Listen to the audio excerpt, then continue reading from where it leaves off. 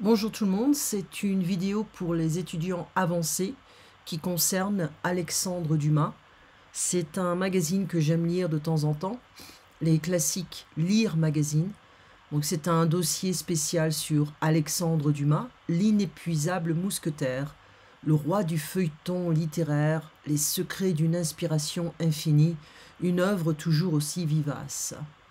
Alors, bon, il y a un peu de publicité, hein, vous le savez. Bon, c'est quand même un dossier assez énorme. Alexandre Dumas, voilà, bon, ça c'est l'éditorial hein, d'Alexis Broca. On est dans une période historique qui est quand même assez intense. On va lire quelques petits passages. Alors, Alexandre Dumas en 8 questions. Dramaturge, romancier, feuilletoniste, patron de presse, l'écrivain a connu maintes succès et déboires. Ses origines, sa descendance, ses engagements, son œuvre prolifique ont suscité nombre de rumeurs et approximations. Éléments de réponse. Certaines caricatures de Dumas, reprenant les stéréotypes racistes de représentation des Noirs, peuvent interroger qui connaît sa photographie par Nadar. Quentin Tarantino le dit noir dans son film Django Unchained, tandis que Safin Ebou lui donne les traits de Depardieu dans L'autre Dumas.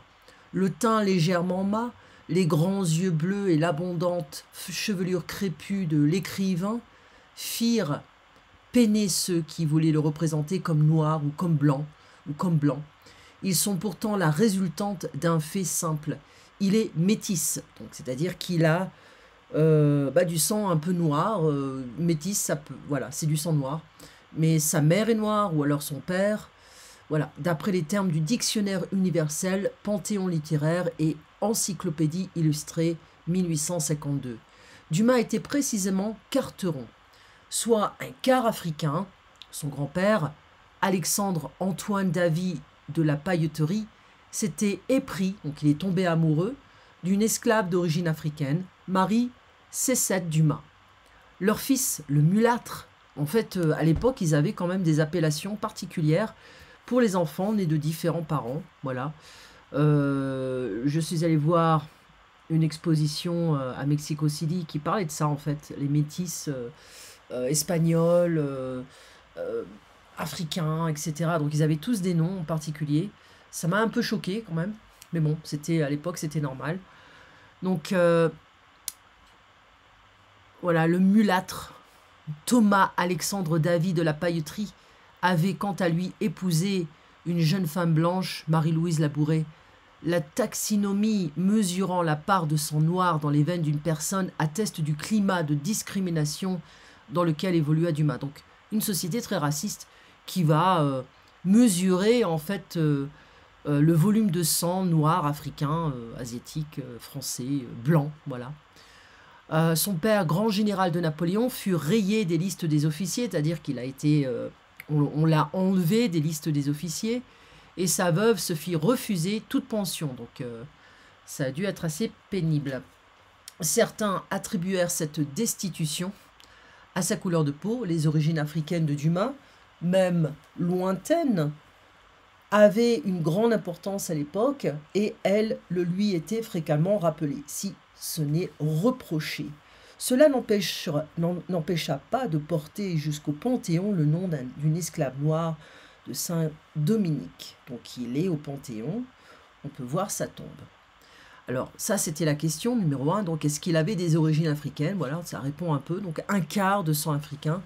Donc son grand-père, marquis de la Pailletterie, eut 4 enfants à Saint-Domingue avec une esclave affranchie, c'est-à-dire libérée.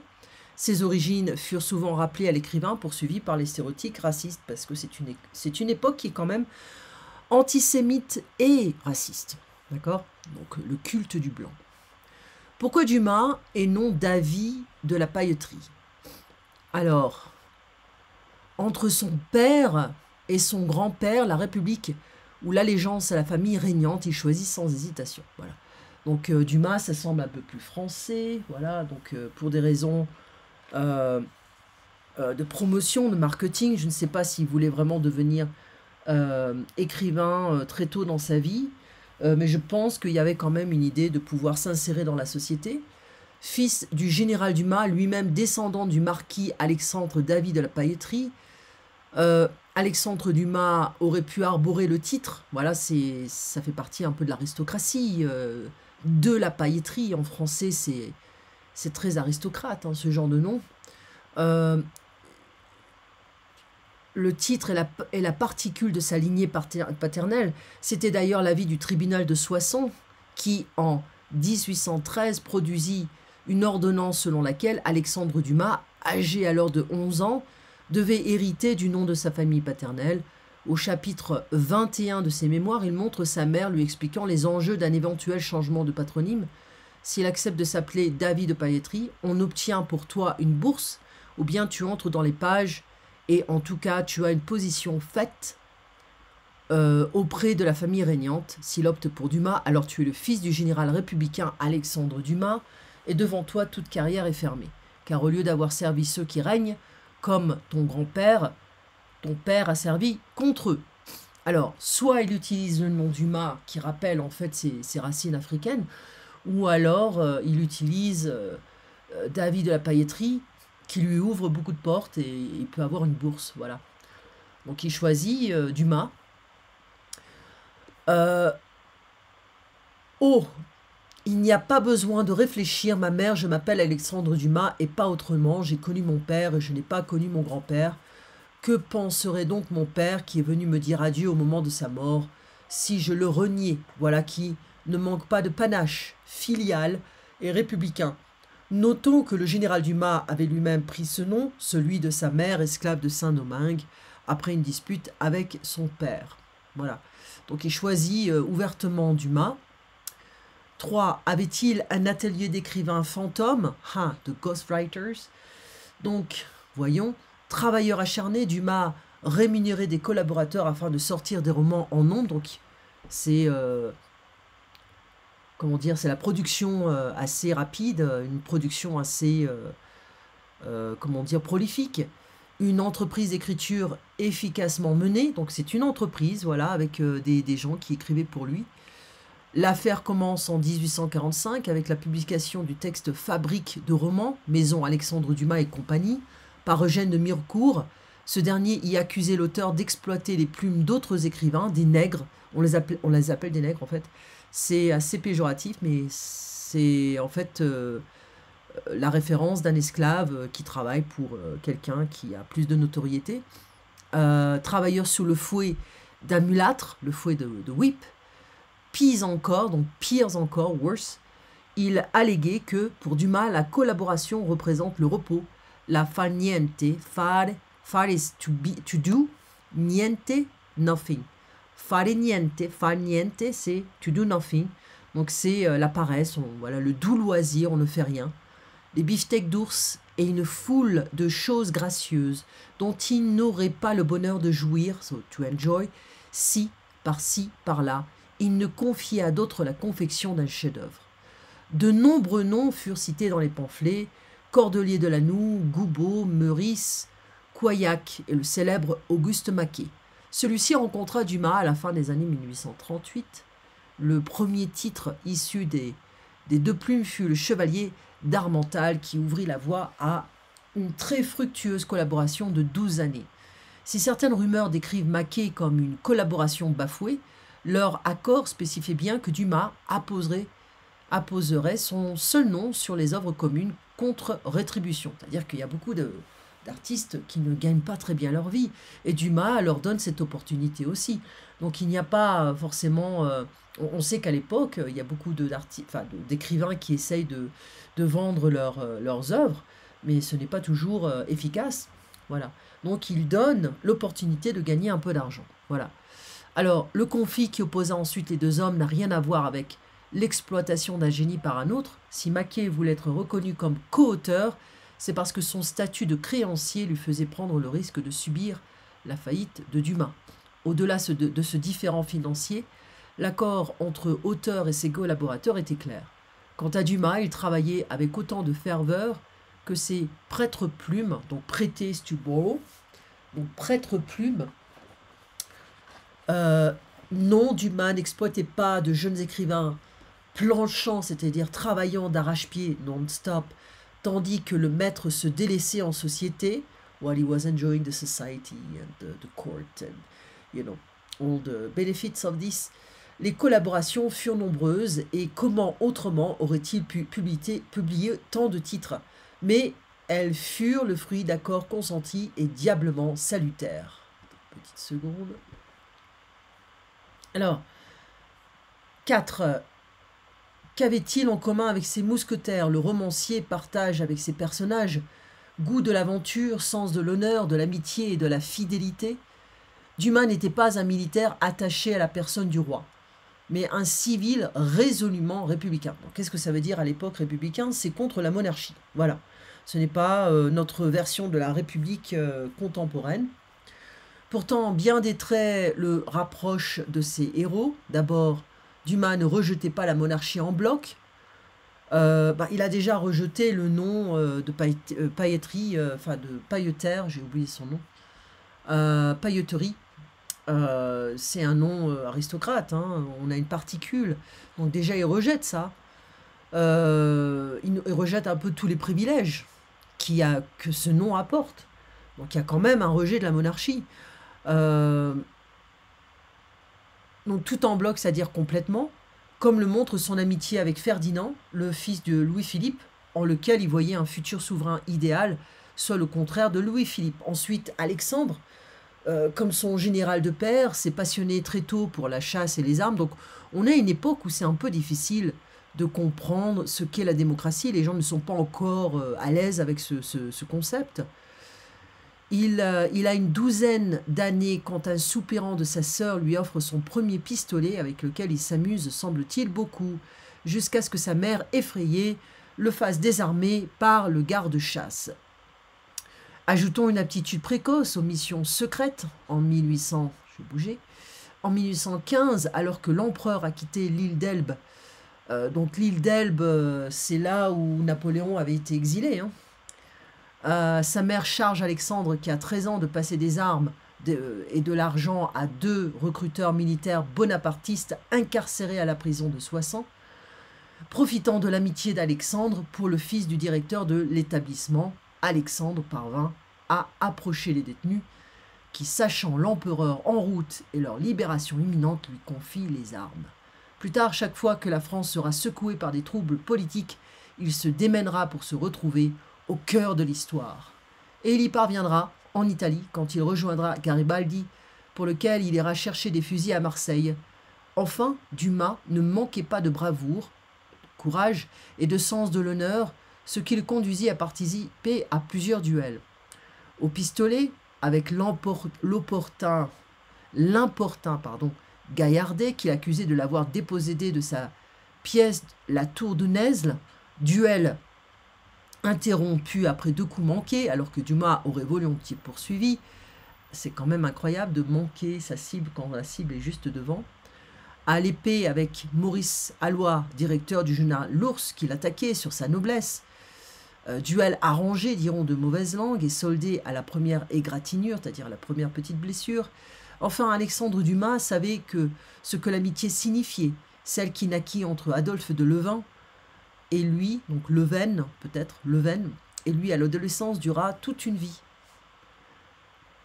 Bref, si Alexandre Dumas n'était pas mousquetaire, il partageait leurs valeurs et adoptait souvent les mêmes attitudes. Voilà, donc il aimait bien se battre. Alors, comment sont nés les 3 mousquetaires? L'écrivain s'est inspiré d'un certain mémoire de Monsieur de D'Artagnan pour doter de chair et de sang 4 personnages, saupoudrés de quelques traits qui lui ressemblent. Donc on a c'est basé sur des faits peut-être réels, mais aussi il y a une pointe de biographie, on va dire. Ensuite, voilà. Alors, c'est à regret que Dumas se résout tardivement, pour raison alimentaire, à s'engager dans la voie du roman feuilleton, c'est-à-dire qu'il a besoin d'argent. Voilà. Redoutant de passer pour un amuseur, cet autodidacte, donc autodidacte, self-made man, obsédé par les genres, méprise le roman. Il déteste le roman, présumé mensonger. L'histoire lui servira donc de caution. Ce qu'il s'apprête à raconter est donné pour vrai. Il s'oriente vers l'histoire romancée dont La Reine Margot sera l'exemple le plus achevé. Donc La Reine Margot, il y a une adaptation cinématographique avec Isabelle Adjani, si ça vous intéresse, avec pour servitude que l'action prédéterminée prime sur les personnages, contraints de s'en tenir au rôle que leur a assigné l'histoire. Il était en quête d'un sujet qu'il tomba en juin 1843 ou 1843 sur les pseudo-mémoires de M. d'Artagnan. En réalité, un roman où il découvre des personnages d'un autre genre. Il reconnaît en d'Artagnan un jeune homme qui a été ombrageux et candide, débarquant à Paris, la bourse plate. Donc, la bourse plate, c'est-à-dire qu'il n'a pas d'argent, avec pour seul bagage une lettre d'introduction auprès d'un protecteur potentiel. Les trois autres, bien ternes, donc les autres personnages, bien ternes, ne sont que des formes creuses à remplir. Qu'ils aient vraiment existé, les dotes d'une authenticité minimale. De d'Artagnan, on sait seulement qu'il fut chargé sur le tard d'arrêter Fouquet et de le conduire à Pignerol, et qu'il se fit tuer à Maastricht. Des autres, on ne sait rien, tant mieux.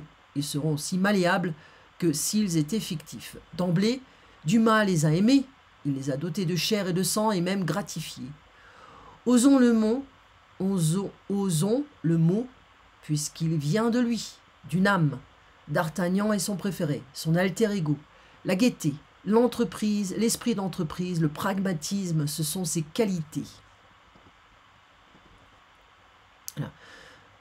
J'ai fait une petite pause parce que j'ai besoin de me moucher le nez, un peu malade aujourd'hui. Il lui attribue ses dons de conteur et son sens du comique, et il place dans sa bouche, à l'intention du roi, les propos qui l'enragent de ne pouvoir tenir personnellement à Louis-Philippe. Mais il aime aussi les autres. Tous quatre tiennent quelques traits de lui. Homme orchestre capable de mener de front la rédaction de 3 romans et d'accumuler créanciers et maîtresses. Donc les créanciers, c'est les gens qui prêtent de l'argent, donc les banques. Rêvant de gloire et amoureux de l'impossible, il se démultiplie en 4 substituts, chacun étant caractérisé par l'une ou l'autre des vertus héroïques traditionnelles.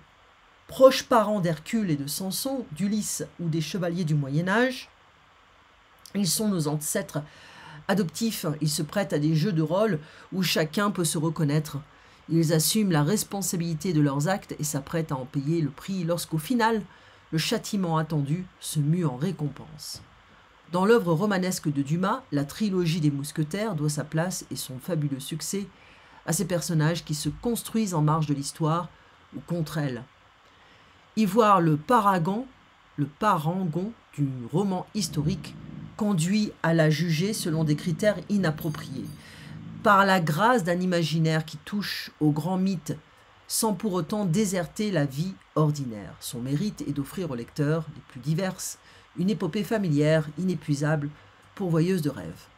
Okay. Donc, ok. Et si numéro 6, a-t-il été but au racisme de son temps, malgré les sarcasmes auxquels il a été confronté en raison de ses origines, le maître du romanesque n'a jamais renié son ascendance. Petit-fils d'un esclave noir, Alexandre Dumas était ce que l'on appelait alors un carteron, un quart de sang africain. À l'instar du pamphlétaire haineux Eugène de Mirecourt, ses détracteurs, donc ses haters, se plaisaient à rappeler cette ascendance qui le plaçait selon eux à un rang inférieur. Les cheveux crépus, donc ces cheveux très, très secs, très frisés, de Dumas, raillés d'après Mirecourt par Mademoiselle Mars pour leur odeur de nègre, donc c'est quand même assez raciste ici, devinrent ainsi son principal trait distinctif dans les caricatures, et le terme de nègre littéraire, associé aux origines noires de Dumas, fut un sujet de plaisanterie récurrent. Et comme la discrimination est polymorphe, certains de ces louangeurs, donc les gens qui lui donnaient des louanges, des commentaires positifs, l'appréciaient, teintèrent aussi leurs compliments de préjugés racistes. Dumas se disait fier de son ascendance et répondait volontiers aux fâcheux. Si besoin était encore d'illustrer la verve de l'écrivain. Retenons cette réplique cinglante faite à un homme interrogeant son métissage. Mon père était un mulâtre, mon grand-père était un nègre et mon arrière-grand-père était un singe. Vous voyez, monsieur, ma famille commence où la vôtre finit. My father was a mulâtre. My grandfather was a nigger. I'm sorry about this. So nègre. And my great-grandfather was a monkey. You see, sir, my family starts where yours ends. Donc voilà, c'est à l'époque, le vocabulaire est différent. Hein, maintenant, nos jours, on a ce politiquement correct qui nous empêche d'utiliser d'anciennes terminologies. Que faisait-il en 1860 dans l'Italie en guerre? Mu par son admiration pour Garibaldi et par son impatience à participer à un grand mouvement historique, l'écrivain se glissa dans l'ombre du général, dont il traduisit aussi les mémoires. Dumas, alors 58 ans, participait à la deuxième guerre d'indépendance aux côtés du général Giuseppe Garibaldi. Futur artisan de l'unification italienne, celui-ci venait d'arracher la Lombardie, sur la Lombardia, c'est au nord de l'Italie, au royaume de Lombardie-Vénétie, alors autrichien, et allait s'attaquer en mai 1860 au royaume des Deux Siciles, dirigé par François II. C'est la fameuse expédition des Mille qui unira le royaume de Sardaigne à celui des Deux Siciles et mènera au début de 1861 à la proclamation du royaume d'Italie. L'écrivain qui admire Garibaldi l'a fait savoir et embarque pour l'aventure à la fin de 1859. Il retrouve Garibaldi au début de 1860 à Turin, Torino, où celui-ci raconte Claude Chope, lui tombe dans les bras et lui donne un sauf-conduit. Dumas, devant...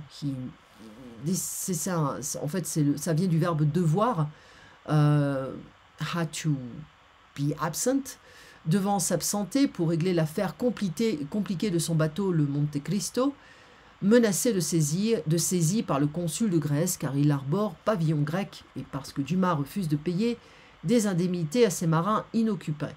Okay. Donc il repart en France, puis parvient à rejoindre Garibaldi à Palerme, qui vient d'être prise. Là, Alexandre a la joie d'être ovationné par le peuple. Le 24 juillet, il écrit à Victor Hugo « Je suis à Palerme, à Milazzo, à Messine », partout où se joue un acte du grand drame dont le dénouement sera la chute du roi de Naples, du pape, de l'empereur d'Autriche. Il repart à Marseille chercher des fusils, mission pour laquelle il avance des fonds propres, c'est-à-dire qu'il utilise son propre argent, revient en Italie les livrer, fonde un journal, l'Indipendente. Indi, il y a beaucoup de i en italien, Indipendente, pour soutenir la Révolution et se voit nommé directeur des musées et des fouilles de la ville. De Naples, Napoli, cette campagne garibaldienne était aussi pour lui une revanche filiale. Il n'avait pas oublié les 2 années passées par son père dans les geôles napolitaines, donc les geôles, les prisons, durant lesquelles Dumas en était persuadé. Celui-ci aurait été empoisonné. En Italie, Dumas traduit les mémoires de Garibaldi et écrit ses lettres de Giacinto Carini, où il raconte ses aventures au jour le jour dans la presse italienne et française. Textes qui formeront le volume Les Garibaldiens. Il utilisera aussi de l'Indipendente pour lutter contre le brigandage endémique et écrira les récits de Claude Chope. Réunira sous le titre de La Camorra et autres récits de brigandage, puis le roman de la San Felice. Récemment redécouvert par Claude Chope, les Napolitains finiront par s'irriter de ce Français, vivant dans le luxe à leurs frais, tandis que... Donc à leurs frais, c'est-à-dire que les gens qui payent leurs taxes, en fait, payent la vie de luxe de Dumas, voilà, à leurs frais, tandis que Dumas s'indignera de la corruption locale. Dans la Camorra, on lit que, à Naples, les objets perdus ne se retrouvent pas. À plus forte raison, les objets volés. Quand on est brigand, comme on est maçon, so mason, couvreur, chaudronnier, couvreur, je ne sais pas ce que c'est, mais chaudronnier, c'est quelqu'un qui s'occupe de charcoal. Hein. Maréchal ferrant, c'est quelqu'un qui s'occupe des fers, des chevals, hein, sur les sabots. Hein. ou tailleur, que l'homicide y est simplement un geste, qu'on ne punit pas de mort car le bourreau ruinerait la municipalité. Dumas regagne la France en avril 1864. A-t-il vraiment influencé Claudel? Ok. Nombre de correspondances entre les deux œuvres révèlent la lecture que l'écrivain du XXe siècle fit de son illustre prédécesseur. Dumas a été lu et goûté par Claudel, et pas seulement durant l'enfance, pendant la Seconde Guerre, pour alléger la tristesse ambiante. Le vieil homme se délectait des mémoires du père des mousquetaires. Les deux auteurs partagent un même champ maternel, pour employer une expression de Claudel dans Tête d'or. Villeneuve-sur-Fer, la ville natale de celui-ci dans l'Aisne, n'est distante que d'une vingtaine de kilomètres de la patrie de Dumas. Puisque je parle des gloires littéraires de la région, écrit Claudel, je ne saurais omettre, oublier, d'évoquer le nom d'Alexandre Dumas, père citoyen de Villers-Cotterêts, et qui gardera toujours avec son berceau des liens dont témoignent ses impayables souvenirs. Au-delà de ces notations, Claudel laisse transparaître des réminiscences dumassiennes. Donc réminiscences, il y a quand même des rappels de Dumas, donc une influence quand même de son œuvre. Cela peut être un motif précis, comme celui de la chevelure féminine dénouée, signe du don total, telle qu'on la trouve dans La femme au collier de velours. Un texte de Dumas de 1850, tirant les 2 ou 3 épingles qui soutenaient sa coiffure et secouant la tête. Arsène s'enveloppa d'un flot de cheveux noirs qui tomba en cascade sur son épaule, rebondit sur ses hanches et s'épandit épais et onduleux, jusque sur le tapis. Comment ne pas penser à Isée dans Partage de midi? L'influence de son compatriote peut être plus structurelle. Un roman peu connu de Dumas, Le Capitaine Richard, a ainsi pu donner à Claudel l'idée de l'intrigue, du père humilié. Dumas imagine le récit de jumeaux militaires dans l'armée impériale qui aiment la même femme et font la campagne de Russie. L'un d'eux, mourant dans les bras de son frère, lui avoue que la jeune fille qu'il aime va avoir un enfant. Paul, le survivant, promet de tenir lieu de père, situation analogue mais plus compliquée encore chez Claudel. Orient et Orso vivent sous le Second Empire, ils sont neveux du pape et leur amante commune et aveugle. Dans Le Soulier de satin, on retrouve des échos de Monte Cristo. Deux amants, Edmond et Rodrigue, sont séparés de leurs aimés, respectivement Mercédès et Prouez. Ils connaissent de multiples aventures qui ne mettent jamais un terme à la séparation, jusqu'à une grande scène où ils constatent enfin son caractère irrémédiable. La dernière scène de la 3e journée du Soulier de satin peut évoquer le chapitre, bon, on ne va pas le dire, du comte de Monte Cristo, les cheveux de Mercédès, pardon. Donc c'est un nom qui est quand même assez intéressant parce que Mercédès, c'est un nom qui est souvent utilisé en Afrique du Nord, en fait. Et ici, donc, on a un peu cette inspiration. Et finalement devenu le fils spirituel d'Edmond, tout comme Rodrigue a adopté la jeune Sept Épées, fille de Prouez et du redoutable Don Camille, ou Don Camillo. L'avenir est sombre pour les deux héroïnes. Mercédès vivra pauvrement des seuls secours que Dieu lui enverra. Une explosion déchiquetera le corps de Prouez. Reste dans le roman de Dumas le personnage merveilleux d'Haydée. On relèverait sans peine dans le chef-d'œuvre de Claudel de multiples ressemblances entre la jeune grecque et musique Isabelle, ou même Sept épées. Pardon. Alors ici, c'était où? Donc ici, on a le chiffre 100. Donc C, c'est 100.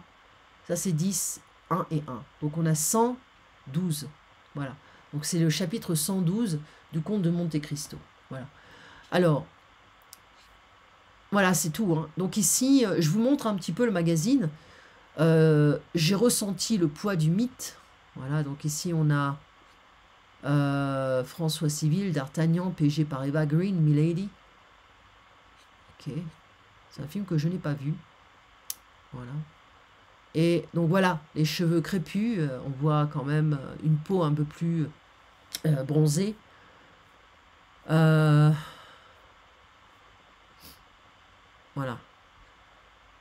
Donc on voit,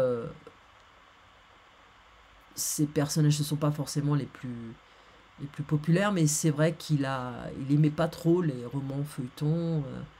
Il avait quand même une idée du roman assez particulier, une idée quand même particulière du roman. Voilà. Donc je vous montre un peu les grands feuilletons du jeudi. Voilà. Donc les gens lisaient un peu plus à l'époque. Voilà. Un homme à femme. C'est-à-dire qu'il avait beaucoup de conquêtes. Voilà. Quand même assez gros. C'est beau.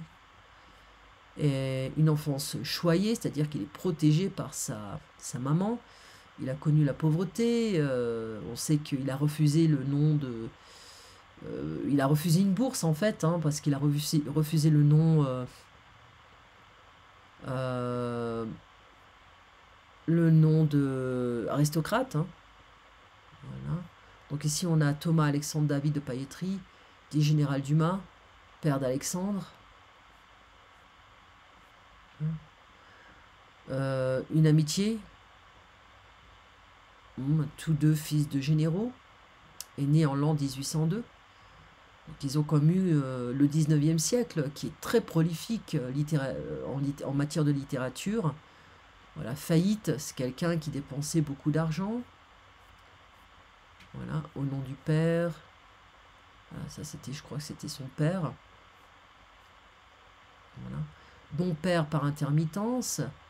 Donc ici on a un portrait d'Alexandre Dumas qui était enfant, donc il a les yeux bleus normalement avec des cheveux blonds. Quand même assez intéressant. Voilà. Eugène de Mirecourt, écrivain et journaliste français, principal détracteur du Dumas. Donc c'est lui qui va critiquer Dumas et qui va dire que Dumas, en fait, il a des écrivains qui travaillent pour lui.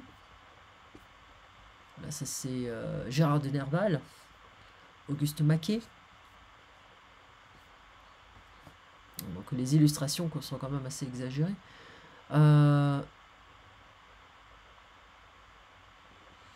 C'est un français qui est quand même assez vieux, que l'on n'emploie vraiment plus du tout. Voilà, encore un autre portrait. Les Mousquetaires, qui apparemment était une œuvre assez populaire à l'époque, toujours.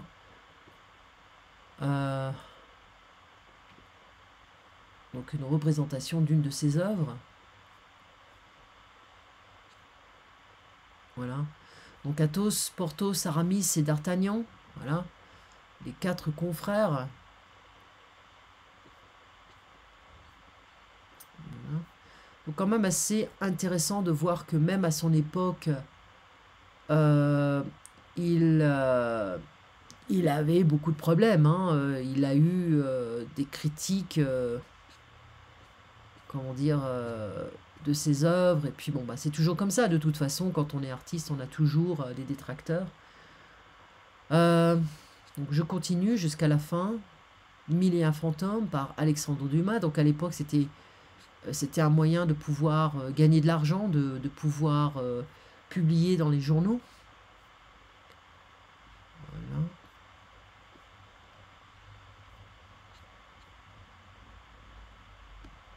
Eugène Sue, aussi très populaire. Théophile Gautier. Voilà. Donc c'est un magazine qui est essentiellement sur la vie d'Alexandre Dumas. Donc voilà, on a aussi le chapeau caucasien. Le goût de la farce. La farce, c'est le goût de la plaisanterie, des blagues. Voilà. Le portrait du critique littéraire Charles-Augustin Sainte-Beuve. Critiques littéraires, généralement, ce sont des gens qui n'ont pas vraiment écrit et qui critiquent les autres. Il y a toujours cette idée d'envie, de jalousie. Voilà. Voilà. Donc, ça, c'est la fameuse guillotine. Exécution de Robespierre et ses complices conspirateurs contre la liberté et l'égalité. Bon, ça, c'est l'héritage de la Révolution française, républicain fervent. Dumas n'emportait pas moins en lui un double héritage, celui de l'Ancien Régime et celui de la Révolution. Ses doutes et ses interrogations à travers de ses personnages dans ses romans historiques en sont le reflet. On sait qu'il a refusé l'aristocratie, c'est un peu l'héritage de cette Révolution française. Il ne veut pas avoir ses privilèges. Il aurait pu. Voilà. Il arrive à Dumas de se mettre à la place des royalistes, car il ne déteste pas foncièrement l'Ancien Régime et ne passe pas non plus sous silence les excès de la Révolution.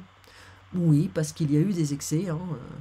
C'était l'excès de cette liberté. Il y a des gens qui sont devenus imbus de leur pouvoir.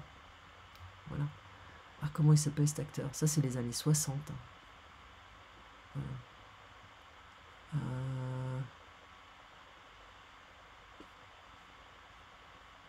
Voilà. Donc la postérité, toujours cette caricature qui est assez extrême. Voilà, Théophile Gautier. Théophile Gautier, c'est pas vraiment ma tasse de thé, c'est vraiment le style. Il y a des gens qui se démarquent, hein, comme Victor Hugo à cette époque, qui ont des styles extraordinaires. Les promenades du critique influent. Hein, on voit tous ces écrivains qui disent bonjour à ce monsieur qui a trop de pouvoir. Dumas, c'est lui. Clochot pourrait paraphraser Flaubert, Alexandre Dumas, c'est moi. Éditeur, biographe et connaisseur ô combien pointu de l'écrivain, il raconte 50 ans d'une sorte d'amitié. Ok. C'est toujours D'Artagnan et... Ah, c'est Scaramouche. Oui, Scaramouche. Et toujours avec les épées. Les trois mousquetaires avec D'Artagnan qui est amoureux. Voilà. Donc toujours un peu d'amour dans ces cas-là. Voilà, ça c'est Jean Marais, cet acteur que je vous avais montré avant. Et Edmond Dantès dans Le Comte de Monte Cristo. Voilà. C'est presque terminé, les écrivains du froid. Ok, donc ça c'est autre chose. Mais je vous montre le magazine dans son intégralité. Voilà. Le passé. Et ça, c'est un peu de publicité pour de nouveaux romans ou la maison de Victor Hugo, voilà, etc. Voilà. Donc, voici un résumé d'une partie de la vie d'Alexandre Dumas. Donc, on connaît un petit peu plus ses racines, ses origines. Et je pense que c'est quand même intéressant de connaître le monsieur avant de lire ses romans. Passez une excellente journée et à très bientôt.